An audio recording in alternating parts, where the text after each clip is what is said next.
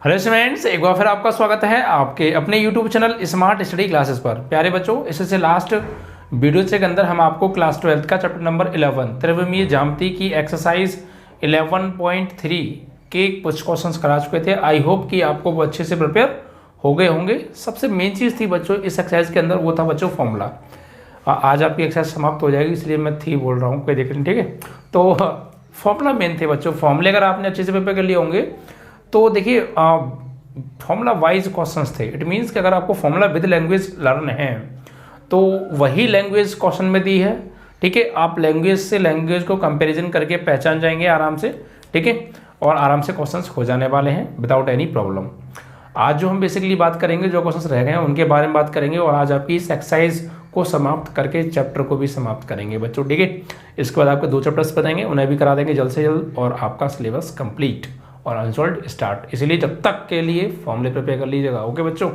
चलिए, तो हमने आपको करा दिए थे क्वेश्चन, वो करा दिए थे बच्चों 10 तक, ठीक है। आज क्वेश्चन नंबर 11 आपका चलने वाला है। चलिए, तो देखिए क्वेश्चन नंबर 11 में क्या कहा है, तलों x + y + z = 1 और एक और तल दे रखा है, मतलब 2 समतलों के इक्वेशंस दे रखी हैं हमें, के प्रतिच्छेदन से होकर जाने वाले तल तथा तल इतने पर लंबवत तल का समीकरण बताइए। इट मीन्स दैट है क्या, ये एक समतल है, वो अन्य दो समतलों के प्रतिच्छेद बिंदु से होकर जा रहा है और किसी तीसरे तल पर लंबवत है, ठीक है। ये हमें बच्चों तो उनके तो लंबवत तल का समीकरण बताइए, यानी वह समतल जो किसी अन्य 2 समतलों के प्रतिच्छेद बिंदु से होकर जा रहा है और किसी तीसरे समतल पर लंब है, उस तल का इक्वेशन फाइंड आउट हमें करना है। चलिए, तो फिलहाल जो गिवन है वो लिख लेते हैं। जिन 2 तलों के प्रतिच्छेद बिंदु से होकर जा रहा है वो समतल के समीकरण लिख लेते हैं यहाँ पर, ठीक है। 11 समतल एक तो हमें दे रखा है x + y + z = 1। नंबर 1 बना लो, वह दूसरा दे रखा है 2x + 3y + 4z, 2x + 3y + 4z = 5 second, ठीक है इक्वेशन। अब इन दोनों के प्रतिच्छेद बिंदु से होके जा रहा है एक समतल, तो जब किन्हीं 2 समतलों के प्रतिच्छेद बिंदु से होकर कोई समतल जाता है तो उसकी इक्वेशन का फॉर्मूला क्या बताया था मैंने, इन दोनों समतलों को जोड़ देंगे इस वाले के साथ लैम्डा लगा के, ओके। इट मीन्स कि समीकरण 1 व समीकरण 2 के प्रतिच्छेद बिंदु से होकर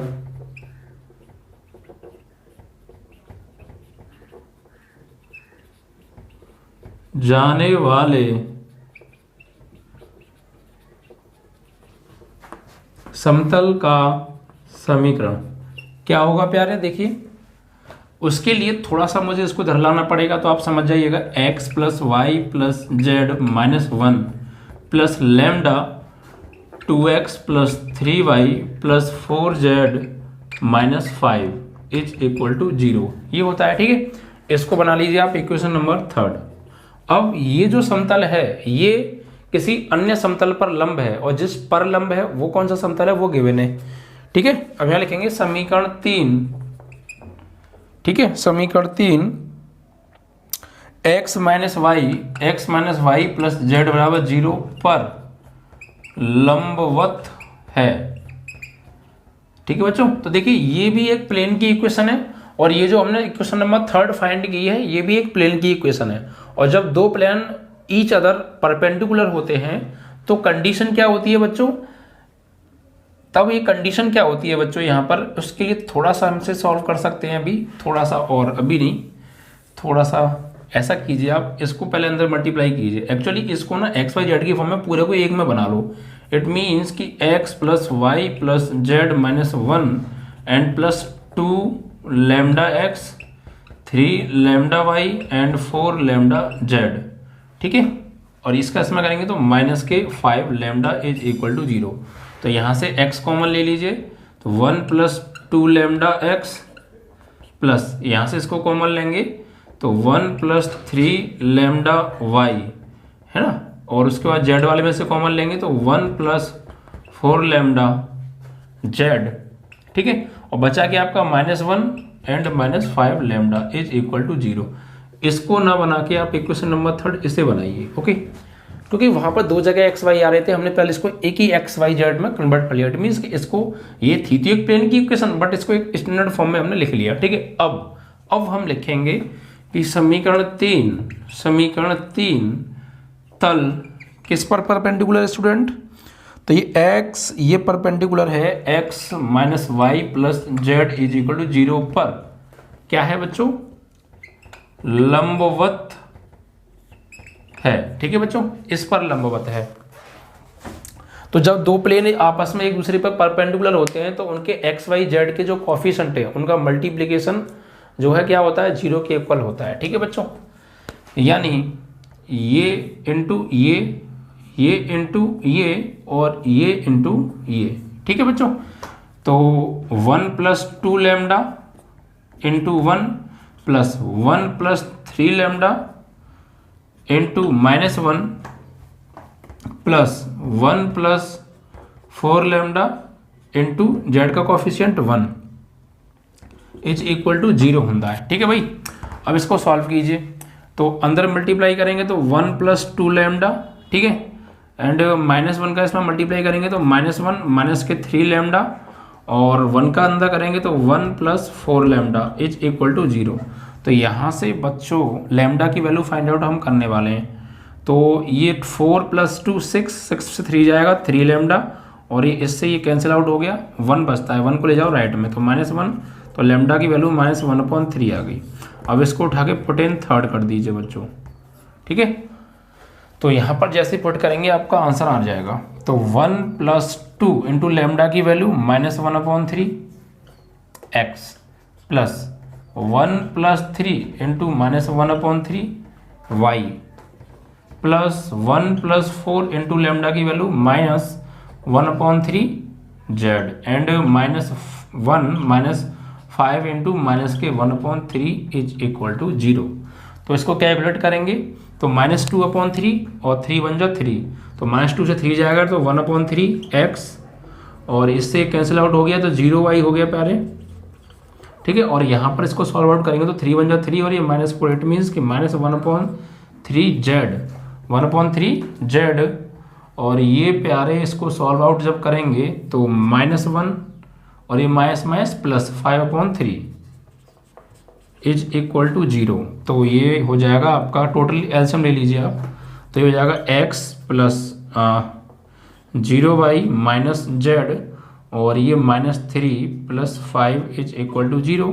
तो x plus 0y minus z and plus 2 is equal to 0, ठीक है। ये आ गई इक्वेशन ऑफ प्लेन, आप इसको हटा भी सकते हैं। तो x माइनस जेड प्लस 2 बराबर 0, ठीक है। तो इस तरीके से आप इसको सॉल्व करने वाले हैं। बस एलसीएम अच्छे से लीजिएगा, कैलकुलेशन थोड़ा सही कीजिएगा, कैलकुलेशन में मिस्टेक ना हो, और प्रोसेस जो है वो आपको अच्छे से प्रिपेयर रखना है। एक बार मैं फिर इसको एक्सप्लेन कर देता हूँ। ये दो प्लेन थे, एक प्लेन था, एक प्लेन इन दोनों प्लेनों के इन दोनों के इंटरसेक्ट पॉइंट से होके जा रहा था। तो जब कोई प्लेन किसी अन्य दो प्लेनों के इंटरसेक्ट पॉइंट से जाता है तो उसकी इक्वेशन होती है ये प्लस लैम्डा ये इक्वल 0। अब ये क्या किया हमने, इसका अंदर मल्टीप्लाई किया, फिर x वाले में से कॉमन, y वाले में से y कॉमन, z वाले में z कॉमन। तो ये जो इक्वेशन आ गई ये उस प्लेन की इक्वेशन आ गई जो इन दोनों के इंटरसेक्ट पॉइंट से होके जा रहा था। Clear, third equation. अब इसके बाद इसमें ये कहा है कि इन दोनों के इंटरसेक्ट पॉइंट से होकर जाने वाला प्लेन, यानी ये इस प्लेन पर परपेंडिकुलर है, ये हमसे कहा है। तो जब दो प्लेन आपस में परपेंडिकुलर होते हैं तो उनके एक्स वाई जेड के कोफिशिएंटों का संगत corresponding coefficient of x y z का मल्टीप्लिकेशन जो होता है वो इक्वल टू 0 होता है बच्चों, ठीक है। उनका एडिशन का मल्टीप्लिकेशन 0 होता है। तो हमने वही किया, x का कोफिशिएंट, यहाँ पे x का कोफिशिएंट मल्टीप्लिकेशन किया, y का कोफिशिएंट मल्टीप्लिकेशन किया, z का कोफिशिएंट और यहाँ पर z का कोफिशिएंट मल्टीप्लिकेशन किया इज इक्वल टू 0। यहाँ से इसको कैलकुलेट करके हमें लैम्डा की वैल्यू मिल गई। अब इस लैम्डा की वैल्यू को वापस आप इक्वेशन नंबर 3 में पुट कर दीजिए और यहाँ से कैलकुलेशन कर दीजिए। आपको जो भी इक्वेशन मिलेगी वो उस प्लेन की इक्वेशन होगी जो इन दोनों के इंटरसेक्ट पॉइंट से होके जा रहा था और इस पर परपेंडिकुलर था। क्लियर? ठीक है, इस तरीके से आपको करेंगे तो कोई भी क्वेश्चन इस तरीके से आएगा तो आप समझ जाएंगे। अब देखिए ये जो यहाँ पर ये जो प्लेन दे रखे हैं ये वेक्टर फॉर्म में भी हो सकते हैं और कार्टेशियन फॉर्म में भी हो सकते हैं, तो आप वो समझ जाइएगा। ठीक है, किस तरीके से आपको दे रखे हैं। जब भी आपको वेक्टर फॉर्म में दे रखे हो तो वहाँ पे आप आर की वैल्यू एक्स आई प्लस वाई जे प्लस जेड के यूज करोगे। ठीक है, तो वहां से वो भी सॉल्व हो जाने वाला है और ऐसा आई थिंक मैं क्वेश्चन करा भी चुका हूँ आपको। ठीक है, चलिए तो 11 क्लियर। अब 12 है बच्चों। ठीक है, अब बच्चों 12 में हमसे कहा है कि दो समतल दे रखे हैं जिनके सदिश इक्वेशन हमें गिवन है, वेक्टर इक्वेशन गिवन है, उनके बीच का एंगल हमें फाइंड आउट करना है बच्चों। ठीक है, तो क्वेश्चन नंबर 12 है, देखिए दो प्लेन इक्वेशन है और वो भी वेक्टर फॉर्म में। समतल के सदिश समीकरण क्या दे रखे हैं बच्चों? वेक्टर आर, ये हो गया आपका 2i cap plus 2j cap minus 3k cap is equal to 5। ठीक है, और सेकंड जो प्लेन है वो दे रखा है vector r dot 3i cap minus 3j cap plus 5k cap is equal to 3 है। इन दोनों का between angle, find the angle between angle plane 1 and plane 2। तो देखिए उसके लिए पहले हमें फॉर्मूला प्रिपेयर होना चाहिए। फॉर्मूला था cos theta is equal to modulus vector n1 into vector n2 dot n2 upon modulus n1 dot into modulus n2, ये फॉर्मूला था। तो n1 n2 कहाँ से आएंगे? वो आएंगे बच्चों यहाँ से। ये क्या है आपका वेक्टर n1 और ये वेक्टर n2 हो जाएगा। यानी यहाँ पर आप इसकी कंपेयर भी कर सकते हैं, equation number 1 and equation number 2।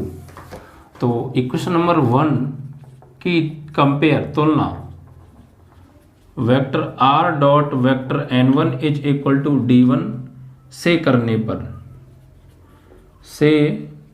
पर इसी के स्टैंडर्ड फॉर्म से आप इसकी कंपेयर कर देंगे और यहाँ से वेक्टर n1 की वैल्यू फाइंड हो जाएगी 2i cap plus 2j cap minus 3k cap. ठीक है, इसी प्रकार समीकरण 2 की कंपेयर कर दो बच्चों। समीकरण 2 की तुलना आप करेंगे vector r dot vector n2 is equal to d2 से बच्चों। तो यहाँ से वेक्टर n2 की जो वैल्यू निकल के आ जाएगी वो 3i cap minus 3j cap plus 5k cap. ठीक है, ये वेक्टर n2 की वैल्यू आ गई। अब हमें इन दोनों का बिटवीन एंगल फाइंड आउट करना है कि ये दोनों जो प्लेन हैं एक दूसरे से कितने कोण पर झुके हुए हैं, वो एंगल कितना है इनके बीच का। तो बीच का कोण का फॉर्मूला होता है बच्चों, बीच का कोण, अगर आपको दो प्लेन के बीच का कोण निकालना हो तो cos theta is equal to, ये मैं बेसिक कॉन्सेप्ट में करा चुका हूँ, vector n1 dot n2 upon modulus vector n1 modulus vector n2, ये है बच्चों। ठीक है, तो यहाँ पर हम लगाने वाले हैं वैल्यू। तो cos theta is equal to n1 की वैल्यू कितनी है 2i cap 2j cap minus 3k cap dot n2 की value 3i cap 3j cap 5k cap upon, इसका मापांक निकालेंगे तो मापांक कैसे निकालते हैं? अंडर रूट में a square plus b square, वही तो होता है, प्लस c स्क्वायर, तो 2 का स्क्वायर 4 और ये 9 हो जाने वाला इनटू इसका 9 प्लस 25 इन अंडर रूट में। ठीक है बच्चों, तो cos theta is equal to, इनका डॉट प्रोडक्ट करेंगे तो i का i के साथ, j का j के साथ, k का k के साथ अदिश गुणा, पढ़ चुके हैं हम। ठीक है कॉन्सेप्ट, तो 2 3 जा 6, i डॉट i 0 हो जाएगा, 1 हो जाएगा, 2 का 3 के साथ माइनस 6, j डॉट दे 1 हो जाएगा, और माइनस 3 का 5 के साथ तो माइनस 15 एंड k डॉट के 1 हो जाएगा, एंड डिवाइड बाई इतना हो गया 16 और 9 25 का स्क्वायर रूट 5 आ जाएगा इनटू, यहाँ ये हो गया आपका 19 एंड 18, नहीं 25 और 18, तो ये हो जाएगा आपका 25 और 18, तो ये हो जाएगा 43। ठीक है, 18 और 5 23, यस 23 होने वाला है अंडर रूट के अंदर। ठीक है, और ये 2 और 2 4 43, बस अब इसको क्या क्या करेंगे, इससे तो ये कट गया प्यारे, 5 तिया 15 हो गया। तो cos theta is equal to in modulus -3 upon √43। तो फाइनली यहाँ से निकल के आएगा, वो आएगा 3 अपॉन √43। तो theta is equal to cos inverse 3 upon √43। ये उनके बीच का एंगल है। ठीक है बच्चों, इस तरीके से। तो जब भी कभी आपको दो प्लेन दे रखे हों, ठीक है, अब वो वेक्टर फॉर्म में भी हो सकते हैं या जो है कार्टेशियन फॉर्म में भी हो सकते हैं, वो डिपेंड करता है क्वेश्चन के ऊपर। किसी भी फॉर्म में दे रखे हो फॉर्मूला आप यूज करेंगे यही वाला। बस आपको कार्टेशियन फॉर्म में दे रखे हो तो यहाँ पर जो बनेगा वो A1 B1 A2 B2 या A1 A2 B1 B2 C1 C2 वाली कंडीशन बन जाएगी। और अपर अंडर रूट में A1 square B1 square C1 square A2 square B2 square C2 square इन अंडर रूट। ठीक है, वो कंडीशन मैं फॉर्मूला भी करा चुका हूँ वैसे आपको, क्योंकि जब ये फॉर्मूला बनता है बच्चों। आगे एक सवाल भी है उसके ऊपर, चलो मैं जब लिखा दूंगा। ठीक है, अभी तो ये तो था वेक्टर फॉर्म में अगर दो प्लेन एक दूसरे के बीच का एंगल फाइंड आउट करना हो, अगर जो है दोनों वेक्टर फॉर्म में प्लेन हो और उनके बीच का एंगल फाइंड आउट करना हो, तो इस फॉर्मूले का आप यूज करने वाले हैं। ठीक है बच्चों, ये फॉर्मूला हम वैसे पीछे पढ़ चुके हैं, बस थोड़ा सा चेंज था, बाकी सब कुछ सेम था। तो ये इस तरीके से आपका 12 क्वेश्चन भी से फिनिश हो गया बच्चों। अब आते हैं क्वेश्चन नंबर 13। निम्नलिखित प्रश्नों में ज्ञात कीजिए कि क्या दिए गए समतलों के युग्म पैरेलल हैं अथवा लंबवत हैं, और उस स्थिति में जब ये ना समांतर हो और ना ही लंबवत हो तो उनके बीच का कोण ज्ञात कीजिए। इट मीन्स डैट कि ये दो प्लेन दे रखे हैं, अभी हमें दे रखे थे दो प्लेन, वो वेक्टर फॉर्म में थे तो उनके बीच का कोण निकलवाया था। ये जो है कार्टेशियन फॉर्म में है जो मैं अभी बात कर रहा था। तो ये कहना है कि ये बताइए क्या लंबवत हैं या समांतर हैं। ठीक है, अब देखिए बच्चों, अगर ये लंबवत होंगे तो वही इनका डॉट प्रोडक्ट 0 आना चाहिए, अगर नहीं हुए तो क्या स्थिति है हमें ये बताना है। ठीक है, चलो, अगर दोनों लंबवत हुए तो 90 का कोण निकल के आएगा बीच में, समांतर हुए तो 0 डिग्री का कोण आएगा, और ना लंबवत हुए और ना समांतर हुए तो 0 डिग्री और ना ही 90 का निकल के आएगा, कुछ और एंगल आएगा। इट मीन्स समझ गया, अगर दोनों के बीच का कोण 90 आ गया तो लंबवत है, 0 आ गया तो समांतर है, और इन दोनों में से कोई सा नहीं आया, कुछ और आया तो ना समांतर है ना लंबवत है। ठीक है कॉन्सेप्ट।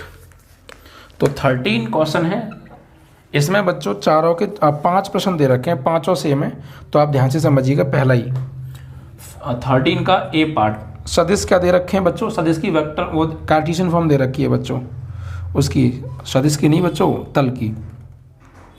तो तल एक तो हमें दे रखा है, तल की इक्वेशन क्या है, 7x plus 5y plus 6z plus 30 is equal to 0। ये प्लेन नंबर 1 हो गया। And 3x minus y minus 10z plus 4 is equal to 0। It is equation number 2। ठीक है, और find the angle between plane 1 and plane 2, ये question में बच्चों कहा है। तो देखिए क्या करेंगे, जब कार्टेशियन फॉर्म दे रखी हो किन्हीं दो प्लेनों की और उनके बीच का एंगल निकलवाए, तो फॉर्मूला जो होता है बच्चों, वो फॉर्मूला ये होता है, cos theta is equal to in modulus A1 A2 plus B1 B2 plus C1 C2। ठीक है, और अपॉन अंडर रूट में A1 square B1 square C1 square under root में A2 square B2 square C2 square. ठीक है, तो अब देखिए वो डिपेंड करता है, अगर आपने इसको A1 B1 C1 लिया है या A1 A2 A3 B1 B2 B3 लिया है। ठीक है, तो वो मैंने जो लिया है इनको A1 B1 C1 A2 B2 C2 लिया है, उसी को ध्यान में रखते हुए फॉर्मूला लिखा है। तो यहाँ से बच्चों हम क्या करेंगे, समीकरण 1 की तुलना करने वाले हम बच्चों A1x plus B1y plus C1z and plus D1 is equal to 0 से। तो A1 की जो वैल्यू आएगी वो 7, B1 की जो वैल्यू आएगी वो 5 और C1 की जो वैल्यू आएगी वो 6 आने वाली है। इसी प्रकार समीकरण 2 की तुलना करेंगे आप, किससे करेंगे बच्चों, 3x minus y minus 10z plus 4 is equal to 0 से। ठीक है, तो यहाँ से जब आप कंपेयर करेंगे तो A2 की जो वैल्यू निकल के आने वाली है वो क्या आएगी बच्चों, यहाँ पर A2x plus B2y plus C2 plus D2 बराबर 0 से करेंगे। ठीक है, तो x का गुणांक 3, यहाँ पे x का गुणांक a2 है, तो a2 बराबर 3, b2 बराबर -1, c2 बराबर -10। ठीक है, d की हमें कोई आवश्यकता है ही नहीं। तो अब इस फॉर्मूले में आप लगा दीजिए, तो cos theta is equal to a1 की वैल्यू है आपकी 7 और a2 की वैल्यू है 3, फिर प्लस b1 की वैल्यू है 5 और b2 की वैल्यू है -1, प्लस c1 की वैल्यू 6 और c2 की value -10, and in under root a1 square b1 square c1 square, यानी 7 का स्क्वायर 49, b1 स्क्वायर यानी 5 का स्क्वायर 25 और 6 का स्क्वायर 36, फिर इन अंडर रूट यहाँ पे 3 का स्क्वायर 9, -1 का स्क्वायर 1 और 10 का स्क्वायर 100। ठीक है, ये है बच्चों। अब इसको सॉल्व आउट करते हैं, तो cos theta is equal to 7 3 जा 21, 5 1 जा -5, 6 10 जा -60, एंड डिवाइड बाई, इसको सॉल्व आउट करेंगे आप तो 6 और 5 11। ठीक है, 6 और 5 11 और 9 20, 20 का 0, 3 और 2 5, 3 और 2 5 और 4 9। ठीक है, 9 और 2 कैरी तो 11, इट मीन्स ये 110 आ गया। ठीक है बच्चों, क्योंकि हमने 7 का स्क्वायर किया 49, 5 का 25, 6 का 36, 11, 3 और 2 5 और 4 9 और 2 हासिल थे बच्चों। ठीक है, चलिए तो 110 हो गया। यहाँ पर अगर बात करें बच्चों इस रूट में, तो 110, तो 110, तो दोनों सेम है, तो रूट हट जाएगा बच्चों, तो ऊपर आएगा निकल के, ऊपर 21 और ये 65, तो माइनस कर दीजिए भैया, 65 से 20 बन जाएगा तो 4, और 6 से जाएगा 2, तो ये भी 4 आने वाला है। ठीक है, इस तरीके से, और वो भी माइनस का बचेगा, और ये अपॉन में आ गए 110, इससे कैंसिल करो, 2 2 जा 2 2 जा 2 5 जा 2 5 जा 11 2 जा 11 5 जा। ठीक है, चलिए तो ये आ गया आपका 2/5, और रूट से बाहर आएगा तो 2/5 हो जाएगा, तो theta is equal to cos inverse 2/5। तो देखिए, ना तो वो लंबवत हैं और ना समांतर हैं, बस उनके बीच में कुछ कोण है जो ना तो 0 डिग्री का ना 90 डिग्री का, उनको छोड़ के अन्य कोण कुछ भी हो सकता है। तो 2/5 निकाला है बच्चों, मतलब कोण क्या निकला, कॉस इनवर्स 2/5।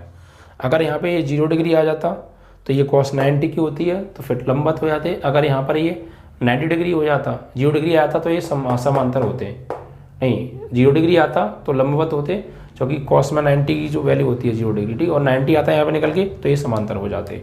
समझ गए ना आप, ट्रिग्नोमेट्री टेबल के वैल्यूज़ के आधार पर बात कर रहा हूँ मैं।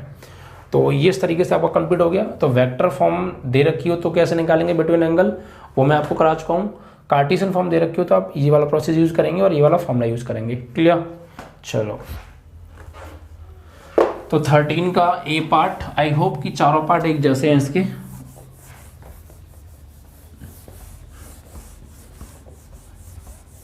एक पार्ट और कराता हूं मैं, ठीक है, फिर बाकी का आप 3 पार्ट स्वयं कीजिएगा।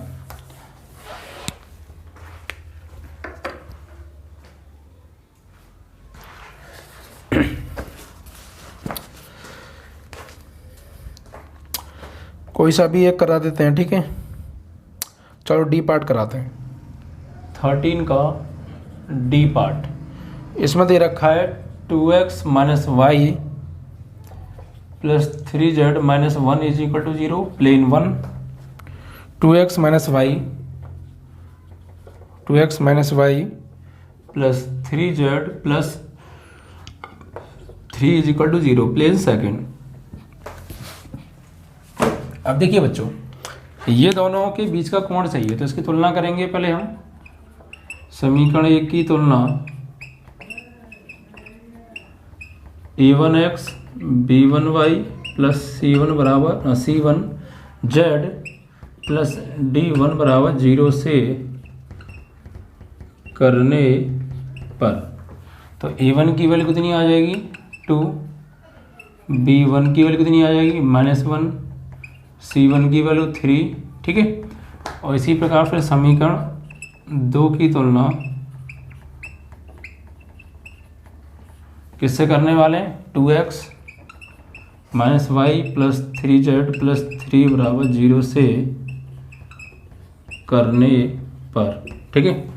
तो यहाँ पर जब हम तुलना करेंगे, और नो मैं बार बार क्वेश्चन लिख देता हूँ, बट यहाँ पे इसलिए v1 2x plus a2x plus b2y plus c2z plus d2 बराबर 0 से करेंगे प्यारे बच्चे, ठीक है।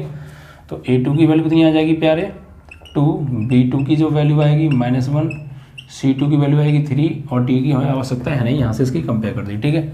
अब इसका क्या निकालेंगे एंगल, तो समीकरण 1 व 2 के बीच का कोण, ठीक है।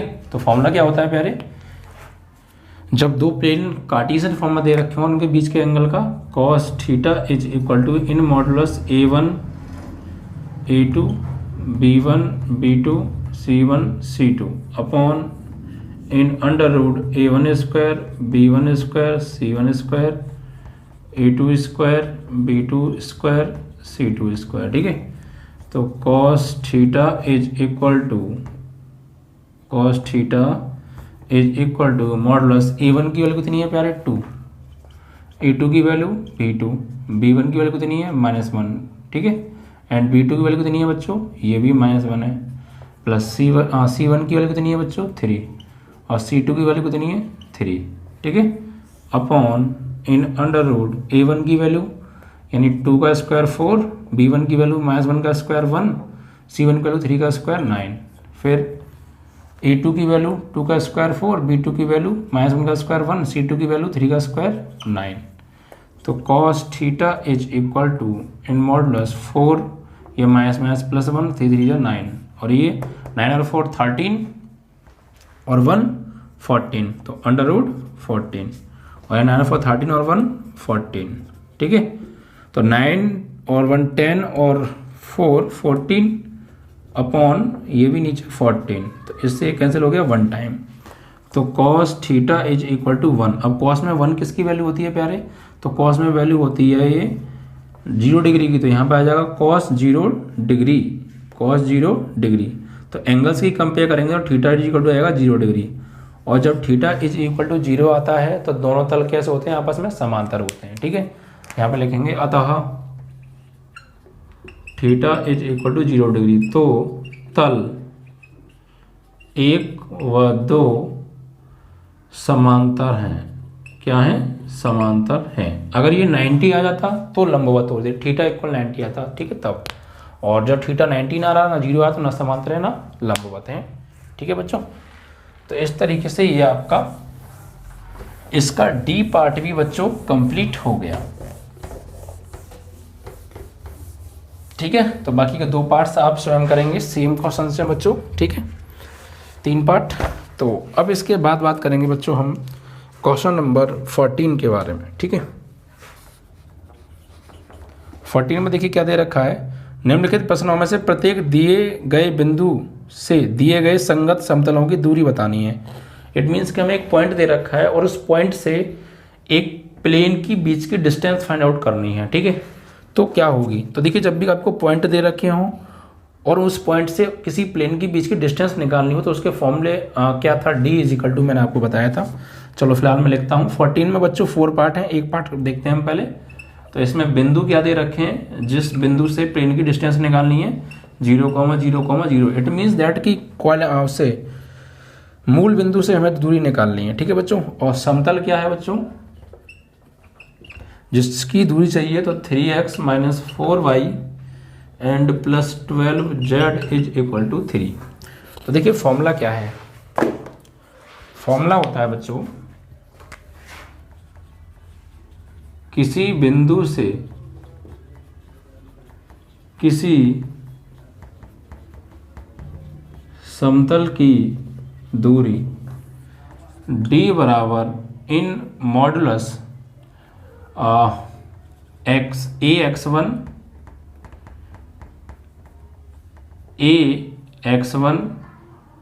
Plus by1 plus cz1 upon इन under root a² plus b² plus c²। ये है बच्चों। इट मीन्स कि जो x1 y1 z1 है वो गिवन पॉइंट्स होंगे, ठीक है, और जो a b c है वो गिवन प्लेन के x y z के कोफिशिएंट होंगे, क्लियर। तो यहाँ पर ये आपका x1 का काम करेगा, ये y1 और ये z1, और ये a b और c का काम करेगा, ठीक है। तो यहाँ से अब हम लगाएंगे तो दूरी निकालेंगे d बराबर a की वैल्यू क्या है बच्चों 3 और इंटू x1 की वैल्यू कितनी है 0। ओके, एंड प्लस b की वैल्यू क्या है बच्चों y का कॉफिशिएंट -4 और y1 की वैल्यू 0 और c का कितना है बच्चों 12 और z1 की value 0 upon in under root a की वैल्यू 3 का स्क्वायर, b की वैल्यू 3 का स्क्वायर 9 मतलब डायरेक्ट लिख देते हैं, ठीक है, और b का स्क्वायर 4 का स्क्वायर 16 और ये 12 का स्क्वायर 144। तो d इज इक्वल टू ऊपर तो सबको 0 और नीचे कुछ भी आए वैसे भी आना क्या है, जब 0 में भाग देंगे तो 0 ही आएगा, तो d इज इक्वल टू आ जाएगी 0। तो दोनों के बीच की दूरी कितनी है 0, कोई दूरी नहीं है बीच में भैया, गैप है ही नहीं, ठीक है। तो इस तरीके से पहला हो गया क्वेश्चन, ठीक है। नेक्स्ट इसी का अगला पार्ट देखते हैं, क्या दे रखा है हमें 14 का बी पार्ट। इसमें हमें दे रखा है बच्चों पॉइंट क्या दे रखे हैं, ये दे रखा है बच्चों 3, -2, 1 और प्लेन क्या दे रखा है बच्चों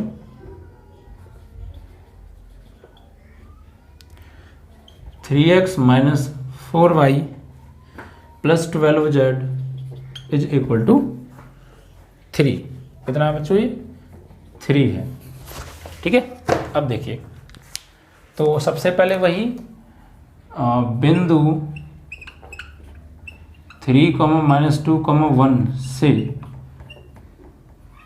तल के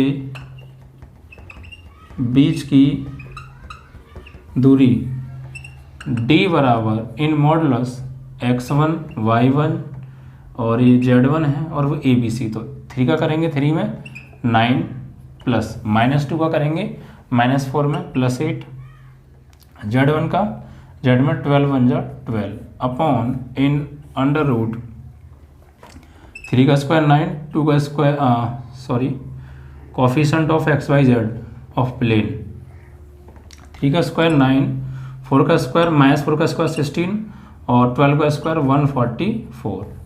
तो d इज इक्वल टू ये आपका आने वाला है 12 और 8 20 एंड ये 29 अपॉन इन अंडर रूट तो 144, 154 और 6 60 169।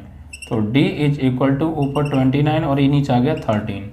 तो ये आ गई आपकी बीच की दूरी, यानी आपके बीच की नहीं प्लेन और उस पॉइंट के बीच की दूरी, ठीक है। तो इस तरीके से बच्चों ये सेकंड पार्ट भी कंप्लीट। तो अब आप देख रहे हैं बाकी के चारों पार्ट सेम है, कॉन्सेप्ट अगर आपको क्लियर है तो आप आराम से इनको कर पा रहे होंगे। एक पार्ट और देखेंगे बच्चों हम, उसके बाद आपका ये चैप्टर समाप्त।